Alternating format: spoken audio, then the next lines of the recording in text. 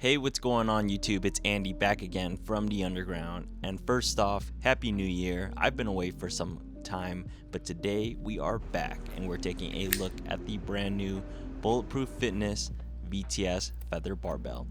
This barbell was made for the VTS specifically and not the light version. The light version doesn't have a slot for weight horns, and I ordered this back in September of 2024 and it just got here in mid-January 2025. Originally, the release time frame was supposed to be 6 weeks after ordering, but a lot of delays came up along the way, and the Feather Barbell is made overseas.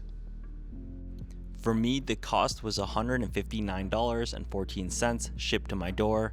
And before you ask, I have been using the stump bar from Rogue in its place, and I did do a review on that. It will be linked in the bio below. I wanted a bar for the VTS, and with the stump bar, I didn't have to wait as long. This video is going to be more of a first impressions just because I just got it in yesterday and I haven't been using it for long. And right off the bat, it comes in a little shipping tube. The bar itself is about 52 inches in length, 51.5 inches to be exact. After installing the hooks, it weighs around 15 pounds. I believe the bar itself is supposed to be only 13 to 14 pounds by itself. The thickness of the bar after measuring it is just about the same as the ISO handles, right around 28.5 millimeters. I would say just about the same because I had to adjust the latches slightly on the VTS. Not very much, but I still had to adjust them. I did order the new latch system for the VTS, and that we will take a look at another time. The feel of the knurl is similar to the ISO handles, which is fine. It isn't too aggressive, and I would compare the knurl to be a little bit more passive than the Rogue Ohio bar. And in the next frame, I'm going to show you a comparison to the ISO handles and the Feather Barbell side by side. There is a little variance between them, but it's not too big of a deal. I said I had to adjust the latch, and compared to the ISO handles, the knurl almost feels the same, but I feel like the ISO handles feel a little bit better. I know Bulletproof wanted to get the same knurling and the thickness of the Feather Barbell to the ISO handles, and in my experience, the ISO handles have a cleaner knurl pattern and feels a little bit more grippy than the Feather Barbell.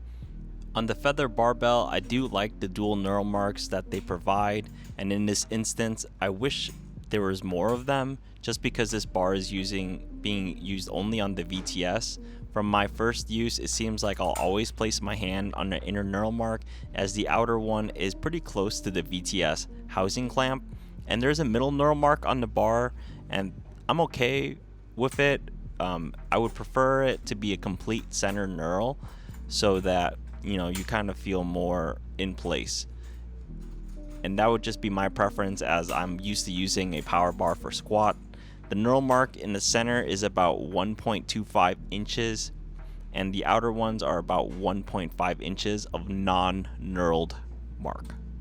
Overall, the quality of the bar feels okay for the price. It doesn't feel like a cheap product, but it isn't the bar quality you'd expect to see from a company, say, like American Barbell.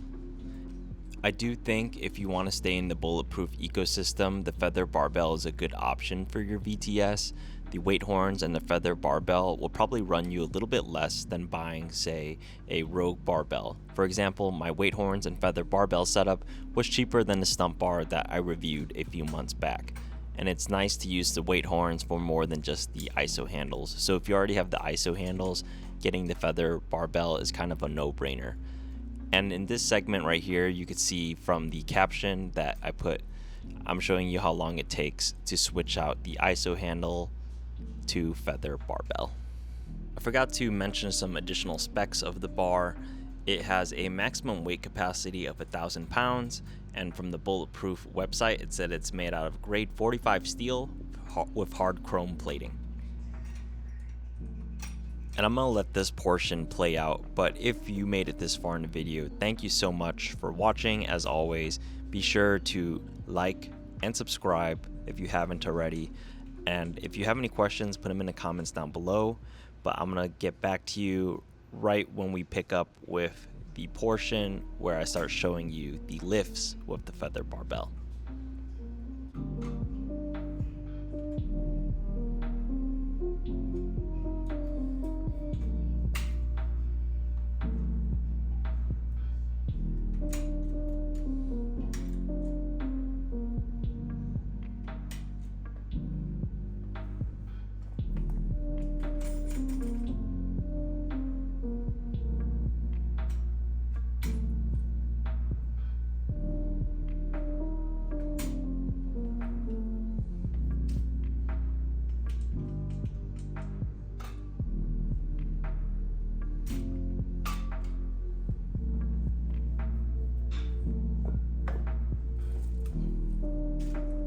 Alright, and now that you've seen how long it actually takes to install the feather barbell or switch them out from the ISO handles, we are going to get into the lifting portion of the video. So here you can just see me doing some bench press. I just had to adjust myself a few times, doing some incline press here.